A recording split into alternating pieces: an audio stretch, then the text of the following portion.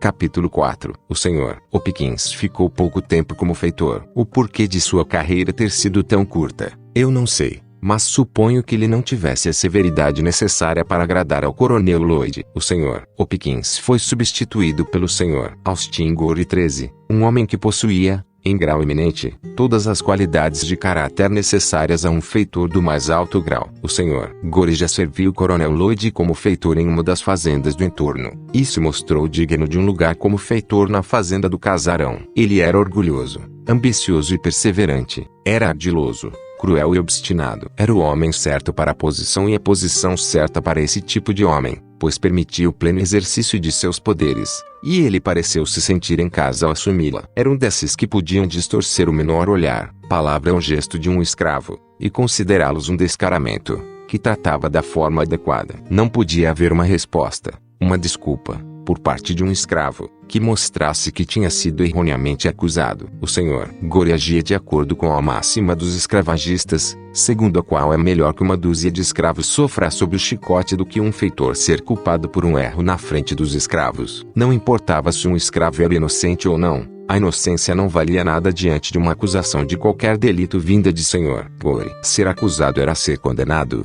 e ser condenado era ser punido. Uma sempre seguia a outra com certeza imutável. O único jeito de escapar à punição era não ser acusado, e poucos escravos tinham essa sorte, sob o jugo do Sr. Gore. Ele era orgulhoso o bastante para exigir a reverência mais aviltante por parte do servo, e abjeto o bastante para se prostrar aos pés do mestre. Ele era ambicioso o suficiente para almejar o mais alto cargo entre os feitores, e obstinado o bastante para alcançá-lo. Ele era cruel o suficiente para infligir o mais duro dos castigos, ardiloso o bastante para descer ao nível de usar os truques mais baixos e teimoso o bastante para ser insensível às reprimendas de sua consciência. Ele era, entre todos os feitores, o mais temido pelos escravos. Sua presença era aflitiva, seu olhar provocava confusão, quando sua voz aguda e estridente era ouvida, causava horror e tremores entre eles. O Sr. Gore era um homem grave, e, embora fosse jovem, não contava piadas, não fazia graça com palavras e dificilmente sorria. Suas palavras e sua aparência combinavam perfeitamente. Às vezes, os feitores contam piadas mesmo junto com os escravos, mas não o Sr. Gore. Ele não falava senão para comandar, e comandava para ser obedecido. Falava muito pouco com palavras, e muito com o chicote, nunca usando o primeiro quando o último servisse. Quando ele açoitava alguém, parecia fazê-lo por um senso de dever, e não temia consequências. Não fazia nada de forma relutante, não importando se fossem atos desagradáveis a serem tomados, sempre em seu posto, nunca inconsistente, jamais prometia que não cumprisse. Ele era, em uma palavra, um homem da frieza mais pétrea e inflexível. Sua barbárie selvagem era igualada apenas pela frieza consumada com que cometia os atos mais vis e selvagens com os escravos sob seu comando. Uma vez, ele resolveu castigar um dos escravos do coronel Lloyd, chamado Denby. Ele havia dado poucas chibatadas em Denby quando este, para se livrar do flagelo, saltou para o meio de um córrego e lá ficou, com a água pelos ombros, recusando-se a sair. O Sr. Gore avisou que iria chamá-lo 3 vezes e, se até então não saísse de lá, iria disparar contra ele. Foi chamado pela primeira vez. Denby não respondeu, mas ficou em seu lugar. O segundo e o terceiro chamado foram feitos com o mesmo resultado. O Sr. Gore, então, sem consultar ou discutir o caso com ninguém, sem ao menos dar a Denby uma última chance, ergueu seu mosquete, mirando sua vítima, e, em um instante, o pobre Denby não estava mais entre nós. Seu corpo mutilado afundou no córrego, e só o sangue e pedaços de cérebro marcavam o lugar onde ele tinha estado. Um calafrio correu por todos no campo, exceto pelo Sr. Gore. Apenas ele parecia calmo e composto. Quando perguntado pelo coronel Lloyd por que havia recorrido a esta atitude extraordinária, respondeu: "Se me lembro bem, que Denby tinha se tornado intratável. Estava dando um perigoso exemplo para os demais escravos, um exemplo que, se não fosse tratado com tal demonstração de sua parte, poderia levar à subversão de toda a ordem e lei na fazenda." Ele disse que, se um escravo se recusasse a ser castigado e escapasse com vida logo, todos os outros fariam a mesma coisa,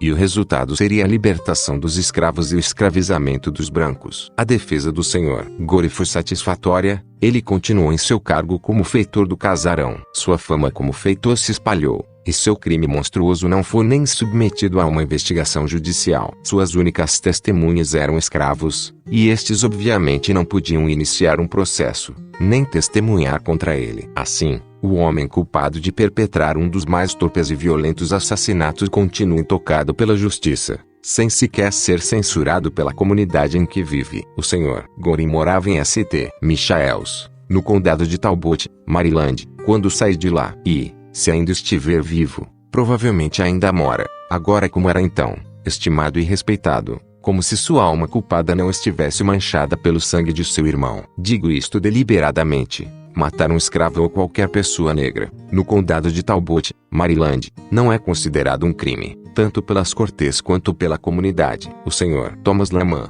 de St. Michaels, matou 2 escravos, um deles com uma machadinha, batendo nele até que seu cérebro se espalhasse pelo chão. Ele costumava se gabar de ter cometido essa atrocidade. Já ouvi fazê-lo, bem como dizer rindo, entre outras coisas, que ele era o maior benfeitor das cercanias, e que, se todos fizessem também o que ele tinha feito, eles estariam livres de vez dos negros malditos. A mulher do Sr. Giles X, que vivia próxima de onde eu morava, assassinou a prima de minha esposa, uma jovem entre 15 e 16 anos de idade, mutilando-a da maneira mais horrível, quebrando seu nariz externo com uma clava, de forma que a pobre menina morreu poucas horas depois. Ela foi imediatamente enterrada, mas ficou poucas horas em seu túmulo precoce, pois foi desenterrada e examinada pelo legista, que descobriu que a menina havia sido espancada até a morte. A ofensa que levou à morte dessa menina foi a seguinte: ela havia sido colocada para cuidar do bebê da senhora X, e,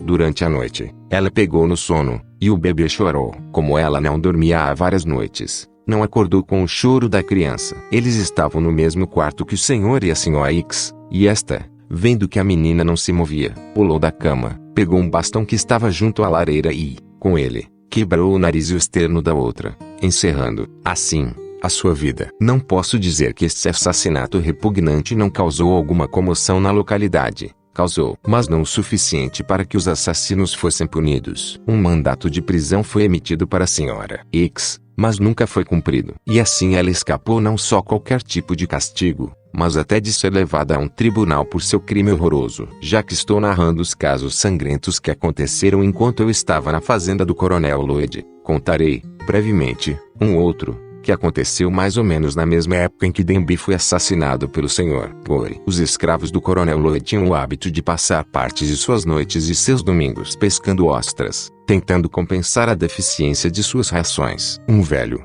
que pertencia ao coronel, enquanto praticava esta atividade, passou dos limites das terras do coronel, indo parar na propriedade do Sr. Beal Bondley. O Sr. Bondley se ofendeu com essa invasão e foi para a praia com seu mosquete, disparando, com ele, no pobre do velho. O Sr. Bondley veio ver o Coronel Lloyd no dia seguinte, não sei se para pagar pela propriedade ou se justificar pelo que tinha feito. Em todo caso, essa história logo foi abafada, muito pouca coisa foi dita a respeito, e nada foi feito. Era um ditado comum mesmo entre os meninos brancos, que a vida de um negro valia a mesma coisa que o buraco de seu túmulo. Nada valia meio centavo matar um negro, e meio centavo enterrar um. Mas aqui, seguindo a opção mais coerente com os objetivos desta tradução, privilegiou-se a clareza e o sentido em detrimento da fidelidade ao original.